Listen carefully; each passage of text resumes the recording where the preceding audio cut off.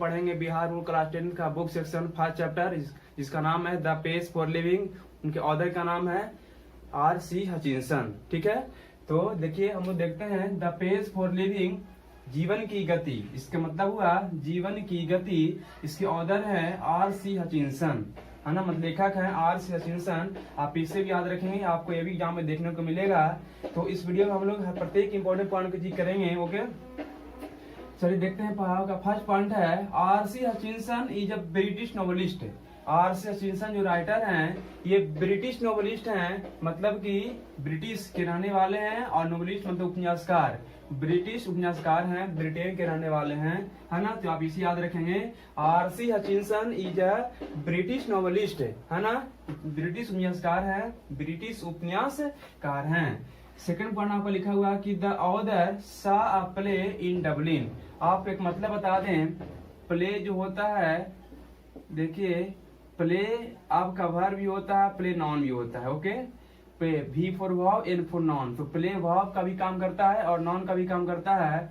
तो जब वर्ब का काम करता है तो प्ले का मतलब होता है खेलना, और जब नाउन का काम करता है तो प्ले का मतलब होता है नाटक। ठीक है, तो यहाँ पर प्ले का मतलब आपका जो है नाटक है, ना कि खेलना। ओके, तो द ऑथर मतलब लेखक सा अ प्ले इन डबलिन, मतलब कि लेखक जो है डबलिन में एक नाटक लेखक ने डबलिन में एक नाटक देखा, लेखक ने डबलिन में एक नाटक देखा, है ना। कहाँ देखा? डबलिन में। डबलिन की बात करें, डबलिन क्या है? तो आयरलैंड की राजधानी है, the capital of Ireland. Dublin is the capital of Ireland. Dublin जो है आयरलैंड की क्या है? राजधानी है। तो आप ये भी एग्जाम में आपका आ सकता है कि where is the capital of Ireland, तो Dublin is the capital of Ireland. अब इसे याद रखेंगे। ओके, तो आप इस समझ गए होंगे। अगला पॉइंट आपका क्या है? नाटक के बारे में देखिए, लिखा हुआ है कि the chief character was an elderly corn merchant in a small Irish country town.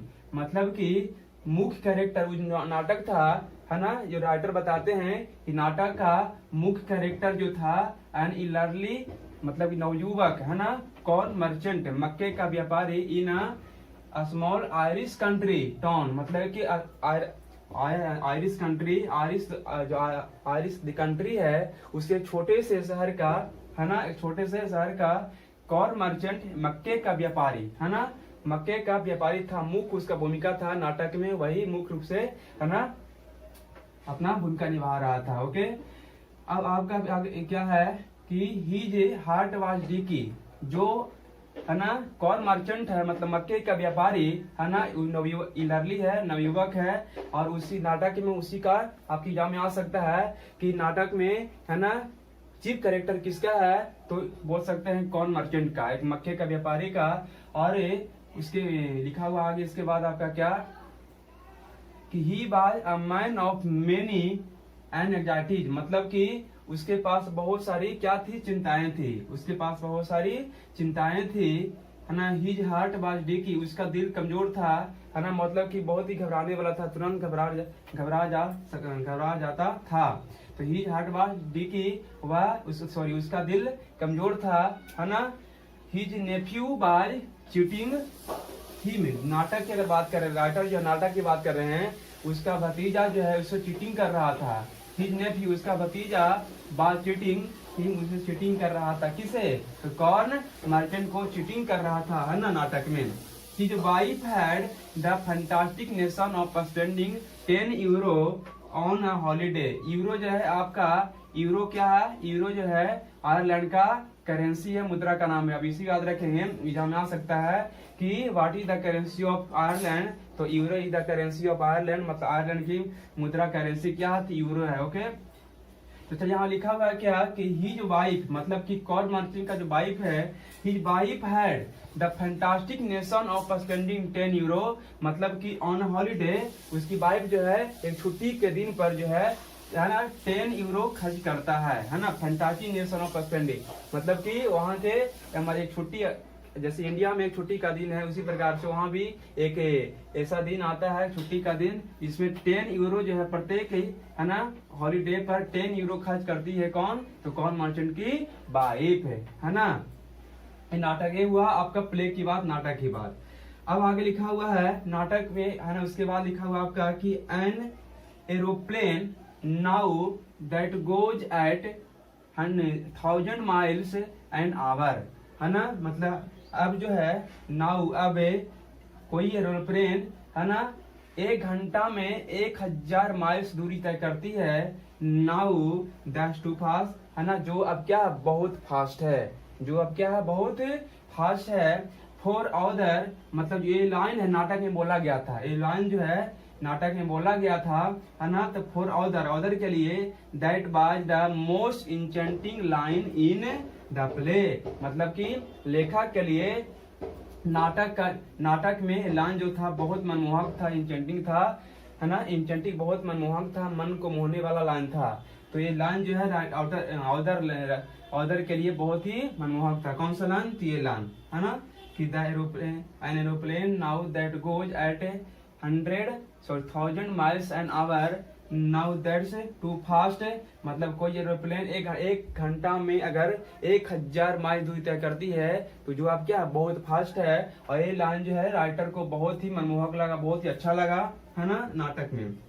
फिर लिखा हुआ कि the author enjoy going in a car at 90 miles in hour, मतलब राइटर बोलते हैं कि हमने 1 घंटा में 90 माइल्स की दूरी, है ना, अपने कार में हम, है ना, जाना पसंद करते हैं, है ना, एंजॉय करते हैं।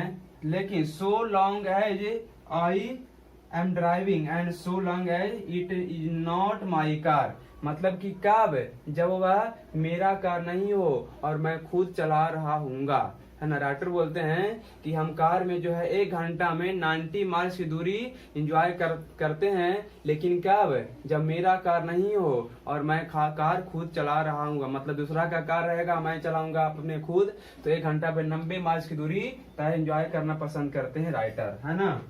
फिर लिखा हुआ है कि उसके बाद जो है द ऑथर, मतलब लेखक, टेकन डिनर इन लंदन, मतलब कि इसे याद रख सकते हैं, लंदन में डिनर लिया, है ना, और लंच किया कहाँ? तो न्यूयॉर्क में लंच किया नेक्स्ट डे, मतलब अगले दिन। जब नाटक खत्म हुआ तो लंदन में डिनर लिया, है ना। डिनर के मतलब डिनर बोलते हैं जब हम लोग रात्रि के समय भोजन करते हैं, उसको डिनर बोलते हैं, ओके।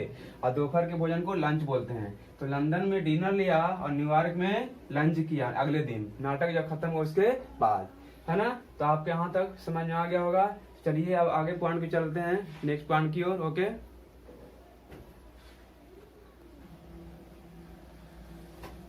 तो चलिए अब लोग हम अगले पॉइंट की ओर चलते हैं कि आगे क्या है ना कहानी में। तो क्या लिखा हुआ आगे?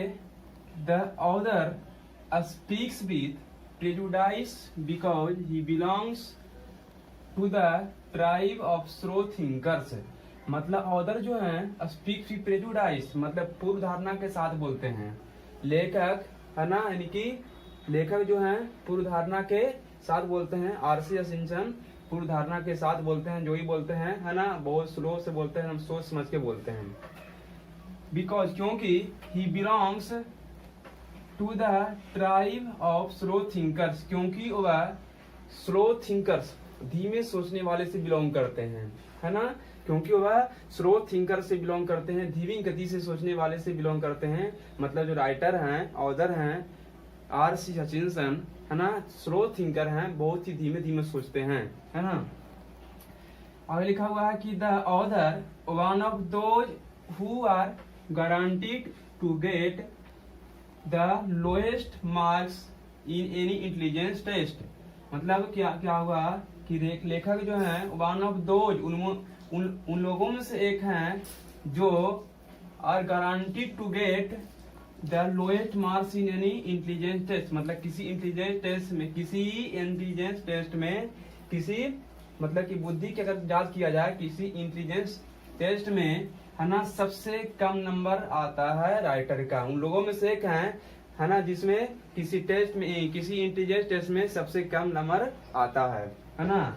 तो the author one of those, writer जो है उन लोगों में से एक हैं जो गारंटी टू गेट है, जो मतलब कि गारंटीड है कि गारंटी प्राप्त करता है द लोएस्ट मार्क्स, बहुत कम marks in any intelligence test, किसी इंटेलिजेंस टेस्ट में कम मार्क्स लाने वाले। मतलब यह हुआ कि राइटर जो है किसी टेस्ट में बहुत बहुत कम नंबर लाते थे। वेन आगे लिखा हुआ है। अब एग्जाम्पल से कहानी एग्जाम्पल के तौर पर बताए हैं कि अगर माइंड अगर स्लो काम करे, स्लो थिंकर आदमी अगर हो तो किस प्रकार से अपने माइंड को डेवलप कर सकते हैं। एक एग्जाम्पल देकर अपने बारे में अपना एक एग्जाम्पल दिए हैं, है ना। तो चलिए एग्जाम्पल देखते हैं क्या दिए हैं। When I go to the cinema, writer बोलते हैं कि जब मैं सिनेमा जाता हूँ, when I go to the cinema, जब मैं सिनेमा जाता हूँ, I find myself in hopeless, मैं अपने आप को लाचार व्यक्त करता हूँ, है ना। मैं अपने आप को लाचार महसूस करता हूँ, होपलेस महसूस करता हूँ, है ना। एंड और आफ्टर 2 or 3 मिनट्स, मतलब कि और 2-3 मिनट के बाद, और 2-3 मिनट के बाद I have to turn to my wife, 2-3 minute के बाद मैं अपने वाइफ की ओर मुड़ जाता हूँ, है ना। मतलब कि सिनेमा जाते हैं तो वाइफ के साथ जाते हैं, और जब सिनेमा जाते हैं ना तो 2-3 मिनट के बाद वाइफ की ओर मुड़ जाते हैं, अपनी पत्नी की ओर मुड़ जाते हैं। आई भीतर पर, अब मुड़कर फुसफुसाते हैं। अब मैं फुसफुसाता हूँ, भीतर मतलब फुसफुसाना, और मैं फुसफुसाता हूँ। Is this the same girl as the one we saw at the beginning, मतलब कि इज द सेम गर्ल, क्या यह वही गर्ल है, एज द वन, है ना, एज द वन जो पहले हम लोग सा एट द बिगिनिंग, जो पहले हम लोग स्टार्टिंग में शुरुआत में देखे थे, बिगिनिंग शुरुआत में देखे थे। राइटर है ना फुसफुसाते हैं, क्या यह वही गर्ल है जो अभी आई है, उसे क्या शुरुआत में हम लोग देखे थे, क्या यह वही गर्ल है ना। तो यहाँ पे उसके बाद जवाब देते हैं एंड सी भीज पर, और सी भीज पर बैक, तो उसकी पत्नी जो है फुसफुसाती है, और वह फुसफुसाती है मतलब कि मुझे कुछ बताती है ना। क्या तो देखते हैं, नो नहीं, there are 3 girls in this film, नहीं इस फिल्म में 3 गर्ल्स है। बताइए राइटर जब फिल्म देखे जाते हैं इनको यही पता नहीं रहता है कि कितना गर्ल्स फिल्म में आ रही है ना, कितना हीरोइन है। तो बोलते हैं उनकी वाइफ बोलते नहीं, there are 3 girls in this film, इस फिल्म में 3 गर्ल्स है ना। अब देखिए आगे लिखा, आगे कॉल देम, है ना, उन्हें आप बुला सकते हैं A, B and C, है ना। बोले उन्हें आप बुला सकते हैं A, B and C। अगर आपको नाम से पता नहीं चल रहा है कि कौन किसका क्या नाम है तो आप उसे A, B, C बुलाइए, है ना। उनकी वाइफ बोलती हैं, फिर उनकी वाइफ ही बताती है कि the hero is that man who takes his head off, है ना। मतलब बोलते हैं कि हीरो कौन है, तो हीरो वह है जिसके माथे पे सर पे टोपी लिए हुए वह हीरो है, हीरो को ही बता दिए, है ना। वो पूछे क्या कि वही गर्ल्स है जो शुरुआत में देखे थे, तो गर्ल्स के बारे में पूछे, पूरा फुसफुसा के जो है ना कहानियां बताने लगे। तो फिर दोनों क्या देखेंगे बताइए। तो बताने लगे कि जो जिसके सर पे टोपी है वह इस फिल्म का हीरो है ना। एक हीरो है और 3 हीरोनी है। चलिए देखिए आगे लिखा हुआ होगा कि यहाँ लिखा हुआ है वेन, जब ही कम्स, मतलब हीरो, है ना, हीरो की बात किया है। वेन ही कम्स इंडोर्स, जब वह अंदर जाता है, he is going to fall in love with girls B, C, A in that order. मतलब बताते उनकी भाई बोल रही हैं कि जब वो अंदर जाता है तो वह प्यार में बह जाता है ना, प्यार में बह जाता है with girls B, C, A, मतलब पहले B से प्यार लव करता है, उसके बाद C से और A से। एग्जाम में आपका आ सकता है कि हीरो जो है ना किस प्रकार से लव करता था, बताया था फिल्म में बताया गया है। तो बताया गया है कि पहले B से, फिर C से, फिर A से, B, C, A से। याद रखेंगे B, C, A, है ना, याद रखेंगे B, C, A, पहले B से, फिर C से, फिर A से। इस पॉइंट को आप याद रखें, आपके एग्जाम में ये वाला पॉइंट आ सकता है, इस पॉइंट से क्वेश्चन बन सकता है ना। अब सोचिए कि राइटर जो हैं कितनी स्लोली थिंकर हैं कि जब पिक्चर देखने जाते हैं उन्हें ये भी पता नहीं चलता है कि कौन सा गर्ल आया है, कौन सा गर्ल्स आई गई है ना, कितने गर्ल्स है ये भी पता नहीं चल पा रहा है ना। तो राइटर इसे चैप्टर के माध्यम से ये बताना चाहते हैं, और ये इसके बाद ये भी बताया गया है कि 30 वर्ष पहले जो व्यक्ति सोच चुका है, हम लोग अब सोचना शुरू करते हैं। इसलिए हम लोग को जितना फास्ट सोचना चाहिए, हम लोग को स्लो थिंकर से काम नहीं चलेगा, है ना। इस चैप्टर के माध्यम से सिर्फ एक ही बात हम लोग को सीखने मिलता है कि अगर हम लोग स्लो थिंकर्स हैं तो उसे डेवलप कैसे किया जाए। तो डेवलप करने के लिए किसी भी चीज को करना है तो प्रैक्टिकल करें, है ना। जितना भी प्रैक्टिस उसे करेंगे, प्रैक्टिकल करेंगे, हम लोग का माइंड डेवलप होगा, है ना। तो इस चैप्टर में यही बताया गया है कि 30 वर्ष पहले जो पर्सन सोचते थे, हम लोग 30 वर्ष बाद सोचेंगे अगर स्लो थिंकर्स रहेंगे तब। अगर जैसे मान लिया जाए कि कोई पर्सन अगर बहुत स्लो सोचता है तो उसको जो 30 वर्ष बाद सोचेगा, है ना, बाद वाले 30 वर्ष बाद जो सोचेगा, आने वाले व्यक्ति उसको पहले सोच के चला जाएगा, है ना। तो आप सोच सकते हैं कि इसलिए हम लोगों को स्लो थिंकर्स नहीं फास्ट थिंकर बनना चाहिए, मतलब कि तेजी से कुछ भी सोचना चाहिए। ये डेवलप कब होगा, जब हम किसी चीज को प्रैक्टिकल करेंगे, है ना। आरसी हचिंसन जी का कहना भी है किसी भी चीज को हम लोग को करना चाहिए तो प्रैक्टिकल करें। प्रैक्टिकल करने से जो है हम लोग का माइंड डेवलप होता है, और है ना, स्लो थिंकर्स अपने माइंड को डेवलप कर सकता है। तो है ना, इस वीडियो में हम लोगों ने देखा क्या कि जीवन की गति किस प्रकार से आगे बढ़ती है, जीवन की गति को किस प्रकार से बढ़ानी चाहिए, द पेस फॉर लिविंग को किस प्रकार से चलाना चाहिए, है ना, जीवन की गति किस प्रकार से डेवलप करना चाहिए, है ना। इस चैप्टर के माध्यम से हम लोगों को ये सीख मिलती है। तो जीवन की गति को आगे बढ़ाने के लिए हम लोग के मेन पॉइंट यही है कि अपने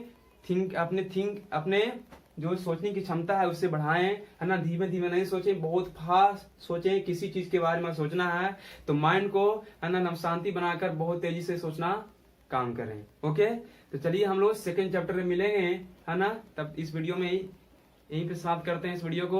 अगर आपको इस वीडियो पसंद आया है तो अपने दोस्तों के पास जरूर शेयर करें ताकि उन्हें भी देखने का मौका मिले, है ना, और अपने एग्जाम में अच्छे मार्क्स ला सकें इंग्लिश सेक्शन में। चलिए ओके, तो अगले वीडियो में मिलते हैं। Thanks for watching, bye bye.